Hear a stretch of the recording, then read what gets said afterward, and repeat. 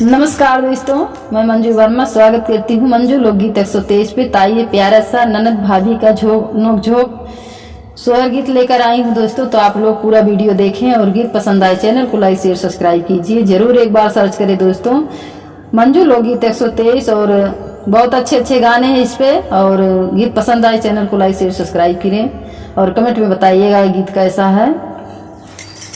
नमस्कार दोस्तों, मैं नीलम लोकगीत 123 से। तो आइए सुनते हैं बहुत ही प्यारा ननद भाभी का नोक झोंक है दोस्तों। तो पूरे वीडियो पे बने रहें और आइए सुनते हैं।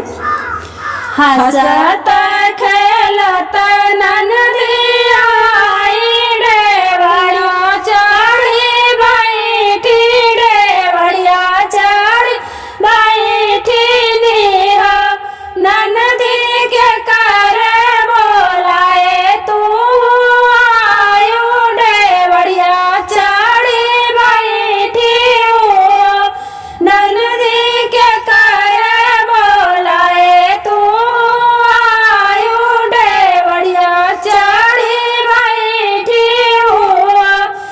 अरे घर भाई तेरे बाबूजिया घर बाजीनी बोला, घर बाजीनी बोला भाभी भाइयों के बोलाए हम आए, डेवड़िया चढ़ी बैठे निया भाभी भैया के बोलाए हम आए, डेवड़िया चढ़ी बैठे निया भाभी तोहरे तो होइए तीन बिटिया गरबा तोहरा टूटी हाई हो, भाभी तोहरे तो होइए तीन बिटिया गरबा तोहरा टूटी हाई हो। पहली बेटिया सादैया दूसरा मादैया, दूसरा मादैया हो, भाभी तीसरी बेटिया माना तुरानी माना तोहरा टूरी हाई हो, भाभी तीसरी बेटिया माना तुरानी माना तोहरा टूटी हाई हो। ननदी तीन बेटिया हमारे होई है, तू आई ना बोलई बाई हो। ननदी तीन बेटिया हमारे होई है, तू आई ना बोलई बाई हो।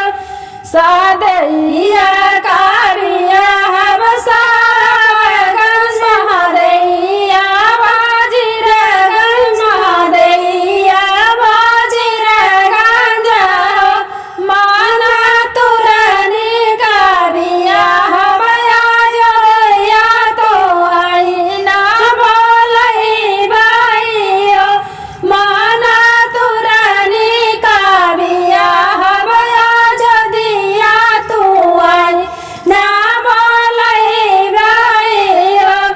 लागे है पर बिना नहाने हम जब नहाने हम जबाई हो। ननदी तीन बेटिया मिली आई बे, तू आई ना बोलई बाई हो। ननदी तीन बेटिया मिली आई बे, तू आई ना बोलई बाई हो। ननदी तीन बेटिया बेटी आई बे, तू आई ना बोलई बाई हो। ननदी तीन बेटिया बेटी आई बे, तू आई ना बोलई बाई हो। हंसत खेलत ननदिया आई डेवड़िया चढ़ी बैठी, डेवड़िया चढ़ी बैठी नी